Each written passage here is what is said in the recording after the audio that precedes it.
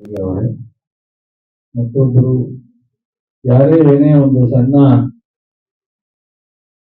Support ಅಥವಾ ಸಹಾಯ ಅಥವಾ ಬೆಂಬಲವನ್ನು ಮಾಡುವುದನ್ನ ನೂರಷ್ಟು ರಿಟರ್ನ್ ಕೃತಜ್ಞತಾ ರೂಪದಲ್ಲಿ ಯಾವ್ದಾದ್ರು ರೀತಿಯಲ್ಲಿ ಕೊಡ್ತಕ್ಕಂತ ಒಬ್ಬ ವ್ಯಕ್ತಿತ್ವವನ್ನು ಉಳ್ಳಂತ ನನ್ನ ಆತ್ಮೀಯ ವಿಧಾನ ಪರಿಷತ್ತಿನ ಸದಸ್ಯರಾದಂತ ದಿನೇಶ್ ಗೂಳಿಗೌಡ್ರೆ, ಮಾಜಿ ಶಾಸಕರು, ಹಿರಿಯರು, ನನ್ನ ಆತ್ಮೀಯರು ಆದಂತ ಶ್ರೀನಿವಾಸ್ ಅವರೇ, ಹಾಗೂ ಈ ಎಲ್ಲ ಇಂಥ ಒಳ್ಳೆಯ ಕಾರ್ಯಕ್ರಮಗಳಿಗೆ ಸಾಕ್ಷಿಯಾಗಿರ್ತಕ್ಕಂಥ ಹಲವಾರು ಸ್ನೇಹಿತರನ್ನ ಮತ್ತು ಹಿರಿಯ ಕಿರಿಯರನ್ನ ಜೊತೆಗೂಡಿಸಿಕೊಂಡು ಒಂದು ಕರ್ನಾಟಕ ಸಂಘ ಒಂದು ಎಲ್ಲೋ ನೆಲೆಗುದಿಗಿದ್ದಂತ ಈ ಒಂದು ಕರ್ನಾಟಕ ಸಂಘವನ್ನು ಇಷ್ಟೊಂದು ವಿಜೃಂಭಣೆಯಿಂದ ಈ ಜಿಲ್ಲೆಗೆ ಅನೇಕ ಸೇವೆ ಸಲ್ಲಿಸಿದಂಥವ್ರನ್ನ ಶಾಶ್ವತವಾಗಿ ಇವತ್ತು ನಮ್ಮ ಮುಂದೆ ಇರ್ತಕ್ಕಂಥ ಕೆಲಸ ಮಾಡಿರ್ತಕ್ಕಂಥ ಜಯಪ್ರಕಾಶ್ ಗೌಡ್ರು, ಚಂದ್ರೇಗೌಡರು, ಇನ್ನಿತರ ಎಲ್ಲ ಕಿಮ್ಮನೆ ರತ್ನಾಕರ್ ಅವರೇ ಹಾಗೂ ಮುಂದೆ ಬಹುಶಃ ನಮ್ಮ ದಿನೇಶ್ ಗೂಳಿಗೌಡರು ಎಲ್ಲ ವಿಶೇಷವಾಗಿ ಬಿಟ್ಟಿಲ್ಲ. ಆದ್ರೆ ಒಂದು ನಾವು ಅವರ ಸಾಧನೆ ಅಥವಾ ಅವರ ನಮ್ಮ ನಾಡಿಗೆ ಒಂದು ಹೆಮ್ಮೆಯ ಒಂದು ಸಂಸ್ಕಾರ, ಒಂದು ಶಿಸ್ತು, ಒಂದು ಲೈಫ್ ಸ್ಟೈಲ್ ನ ಕೊಟ್ಟಂತ ಒಬ್ಬ ಅತ್ಯಂತ ಆದರ್ಶ.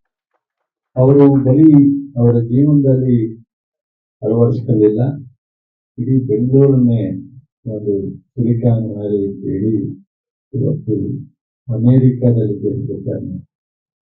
ಅದನ್ನ ಬೆಂಗಳೂರಿಗೆ ಹೆಸರನ್ನ ತಂದಂತ ಕೀರ್ತಿ ಅವರಿಗೆ ಸಾಧನೆಯನ್ನ ಇವತ್ತು ಬಹಳ ಜನಕ್ಕೆ ಅವರ ಮಾಡಿರ್ತಕ್ಕಂಥ ಸಾಧನೆಗಳು ಗೊತ್ತಿದೆ.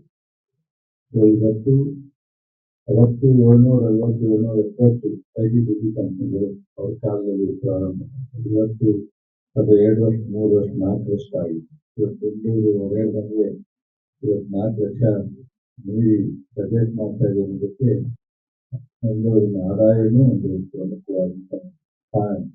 ಬೆಂಗಳೂರಿನ ಅವ್ರು ಸಿಂಗಾಪುರ್ ಮಾಡ್ತೀನಿ ಅಂತ ಹೇಳಿ ಅವರಿಗೆ ಅವ್ರ ಟೈಮ್, ಪರಿಸ್ಥಿತಿ, ಸಂದರ್ಭಗಳು, ಅನೇಕ ಅವತ್ತಿನ ಒತ್ತಡಗಳು ಅವರಿಗೆ ಸಂಪೂರ್ಣವಾದಂತ ಅವರ ಕನಸನ್ನು ನೆನೆಸು ಮಾಡುವಂತ ಪರಿಸ್ಥಿತಿನಲ್ಲಿ ಒದಗಿದ್ದು.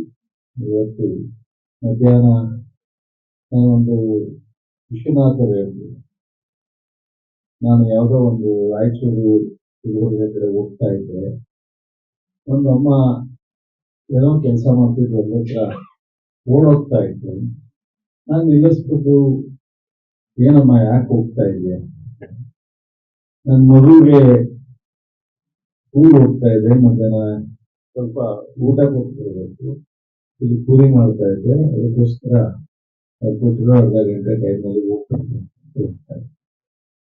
ಅವ್ರು ಬಂದು ಎಸ್.ಎಂ. ಕೃಷ್ಣ ಹತ್ರ ಮಾತಾಡೋದು, ಹಿಂಗಿದೆ ಇರೋರಿ ಒಂಥರ ಕೂಲಿ ಮಾಡುವಂತ ಕುಟುಂಬಗಳು, ಅವರ ಮಕ್ಕಳುಗಳು ವಿದ್ಯಾಭ್ಯಾಸ ಮಾಡೋಣ, ಬೆಳಿಗ್ಗೆ ಎದ್ದು ಅವ್ರಿಗೆ ಒಂದು ಊಟ ಇಲ್ಲ ಇರ್ತಕ್ಕಂಥ ಎಷ್ಟೊತ್ತು ಇರ್ತದೆ, ಅವ್ರಿಗೆ ಮಧ್ಯಾಹ್ನ ಒಂದು ಊಟ ಕೊಟ್ಟರೆ ಅಟ್ಲೀಸ್ಟ್ ಮಕ್ಕಳುಗಳು ನೆಮ್ಮದಿನಲ್ಲಿ ವಿದ್ಯಾಭ್ಯಾಸ ಮಾಡಲಿಕ್ಕೆ ಸಮಯದಾಗಿರೋದು ಮಾಡಲಿಕ್ಕೆ ಅನುಕೂಲ.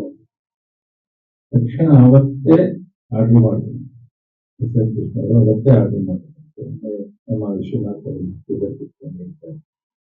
ಮೋಟಮ್ಮ ಮಹಿಳಾ ಮತ್ತು ಮಕ್ಕಳ ಕಲ್ಯಾಣ ಇಲಾಖೆ ಸಚಿವರಾಗಿ ಮಹಿಳೆಯರಿಗೆ ಸ್ವಸಹಾಯ ಸಂಘ ಕಟ್ಟಿಕೊಡುವಂಥದ್ದು ಅವರ.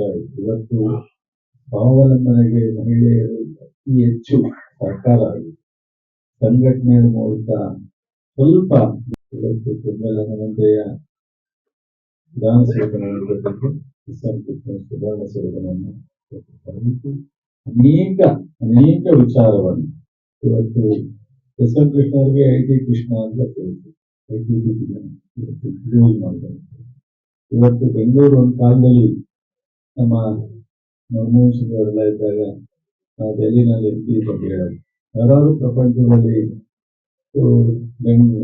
ಭಾರತ ದೇಶಕ್ಕೆ ಬರ್ತೀವಿ ಫಸ್ಟ್ ಬೆಂಗಳೂರಿಗೆ ಹೋಗೋದು, ದಿಲ್ಲಿಗೆ ಹೋಗೋಣ ಅಂತ ಅನ್ನುವಂತ ಒಂದು ಸ್ಥಿತಿ ನಿರ್ಮಾಣ ಆಗಿದ್ರೆ ಅದಕ್ಕೆ ಎಸ್.ಎಂ. ಕೃಷ್ಣ ಅವರು.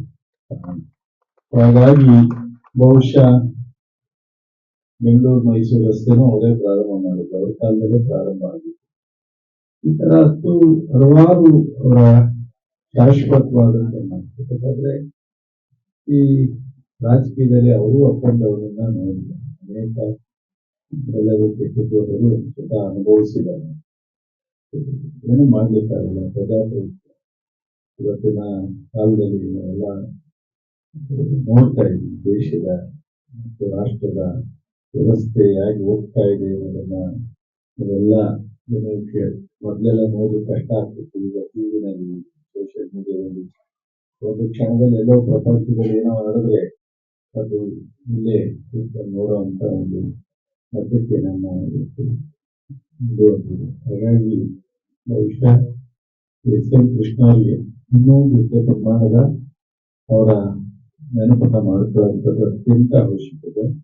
ಆದರೆ ಯಾರು ಏನೋ ಅದರ ಕಡೆ ಗಮನ ಹರಿಸ್ತಾ ಇದ್ದಾಗ ನಮ್ಮ ದಿನೇಶ್ ಗುಡಿಗೌಡರು ನನ್ನ ಹತ್ರ ಬಂದಿದ್ದೀವಿ ಅಂತ ಅಂದಾಗ ಏನೋ ಒಂದು ಪ್ರಾರಂಭ ಮಾಡೋಣ, ನಡಿ ನೋಡೋಣ ಎಲ್ಲಿಗೆ ಅಂತ ಹೋಗುತ್ತೆ ಅಂದಾಗ ಬಹುಶಃ ಅದು ಪ್ರಾರಂಭ ಆಗಿ 2-3 ಕಡೆ ಈ ರೀತಿ ಅದನ್ನ ಸಮಾರಂಭವನ್ನು ಮಾಡೋ ತರ ಒಂದು ಅವಕಾಶ ಆಗಿದೆ. ಮುಂದೆ ಯಾರಾದ್ರೂ ಬಂದ್ರೆ ಏನೋ ಆಗುತ್ತೆ. ಆಗದೆ ಜಯಪ್ರಕಾಶ್ ಗೌಡ್ರೆ ಅದನ್ನು ಇನ್ನೊಂದು ಸ್ವಲ್ಪ ಜಾಸ್ತಿ ಮಾಡಿಸ್ಲಿಕ್ಕೆ ನಾನು ಮತ್ತು ನಮ್ಮ ದಿನೇಶ್ ಮಾತನಾಡಿ ಅದನ್ನ ಮಾಡ್ತೀವಿ ಅನ್ನೋದನ್ನ ಹೇಳ್ತಾ, ಬಹುಶಃ ಈ ಒಂದು ಸಮಾರಂಭಕ್ಕೆ ನಮ್ಮ ತಿಮ್ಮನಿ ಬಹಳ ಸೂಕ್ತವಾಗಿರ್ತೇನೆ. ಜಯಪ್ರಕಾಶ್ ಅವರು ಒಂದೊಂದ್ಸಲ ನಮ್ಗೆ ಬೇಜಾರಾದ್ರೂ ಒಂದೊಂದ್ಸಲ ಒಳ್ಳೆ ಕೆಲಸ ಮಾಡ್ತಾರಲ್ಲ, ಹಾಗಾಗಿ ನಮ್ಗೆ ಬೇಜಾರು ಮಾಡ್ಕೊಳಕ್ ಆಗಲ್ಲ.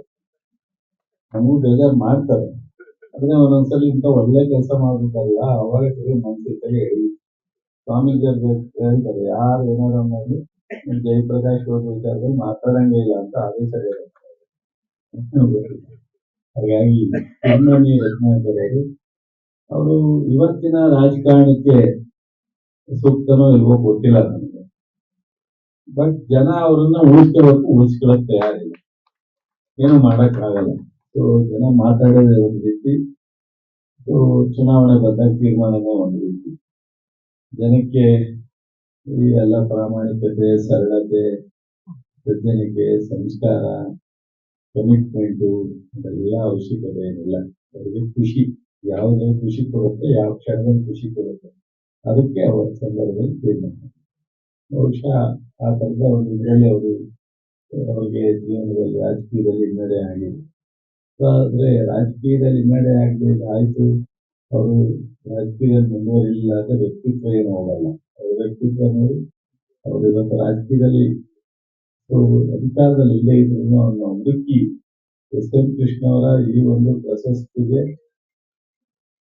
ಒಂದು ತೀರ್ಥಹಳ್ಳಿಯಿಂದ ಕರ್ಕೊಂಡ್ ಬಂದಿದೆ ಅಂದ್ರೆ ನಾವು ನೆನೆಸ್ಕೋಬೇಕು ಅವ್ರ ಬಗ್ಗೆ ಎಷ್ಟು ಗೌರವ, ವ್ಯಕ್ತಿತ್ವವನ್ನ ಬೆಳೆಸ್ಕೊಂಡ್ಬಂದಿಲ್ಲ. ಹಾಗಾಗಿ ಇದು ಒಂದು ಕಾರ್ಯಕ್ರಮಕ್ಕೆ ನೆರವು ಕೊಟ್ಟಿದೆ ಅಂತ ಹೇಳಿದ್ರೆ ತಪ್ಪೇನಲ್ಲ. ಬಹಳ ಮುಖ್ಯವಾದಂತಹ ವ್ಯಕ್ತಿಯನ್ನು ಆಯ್ಕೆ ಮಾಡಿದೆ.